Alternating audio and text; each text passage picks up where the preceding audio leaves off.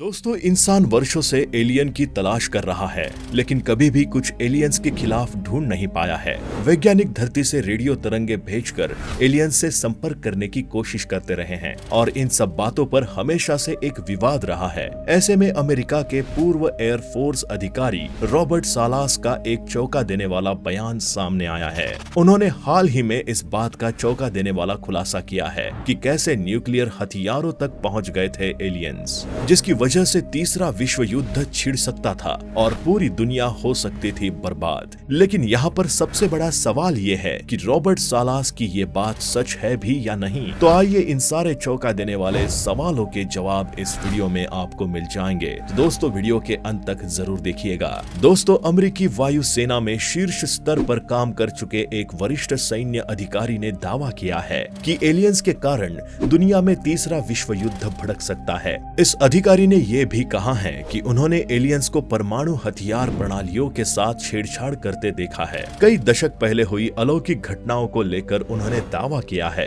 कि जल्द ही अमेरिकी वायु सेना के 4 पूर्व प्रमुख इस मामले में दस्तावेजों के साथ खुलासा करेंगे। इस दावे के बाद अमेरिका में हड़कंप मचा हुआ है। रॉबर्ट सालास अमेरिकी वायु सेना में वेपन कंट्रोलर के रूप में काम कर चुके हैं।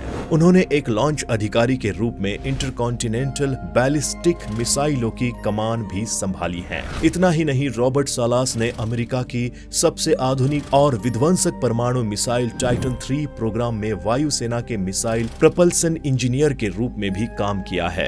1971 से 1973 तक वे स्पेस शटल डिजाइन प्रपोजल पर मार्टिन मैरिटा एरोस्पेस और रॉकवेल इंटरनेशनल के लिए एक रिलायबिलिटी इंजीनियर के रूप में भी काम किया है। अमेरिकी वायुसेना में इतने अहम पदों पर काम कर चुके रॉबर्ट सालास ने दावा किया है कि दूसरे ग्रह से आए यूएफओ ने परमाणु ठिकानों पर वेपन सिस्टम को निष्क्रिय कर दिया था। यहाँ तक कि उन्होंने इन वेपन्स को बंद करने से पहले लॉन्च सीक्वेंस शुरू करके मिसाइलों को एक्टिवेट करना शुरू कर दिया था। उनका दावा है कि उनकी सभी 10 इंटरकॉन्टिनेंटल बैलिस्टिक मिसाइलें निष्क्रिय हो गई थी। रॉबर्ट सालास 24 मार्च 1967 को मोंटाना में माल्मस्ट्रॉम एयरफोर्स बेस पर स्थित एक अंडरग्राउंड लॉन्च कंट्रोल फैसिलिटी के ऑन ड्यूटी कमांडर थे। उन्होंने बताया कि ये घटना इसी बेस पर घटी थी। इसके ठीक 8 दिन पहले 16 मार्च 1967 को सालास ने दावा किया था कि इसी तरह की घटना एक अन्य मिसाइल लॉन्च नियंत्रण सुविधा में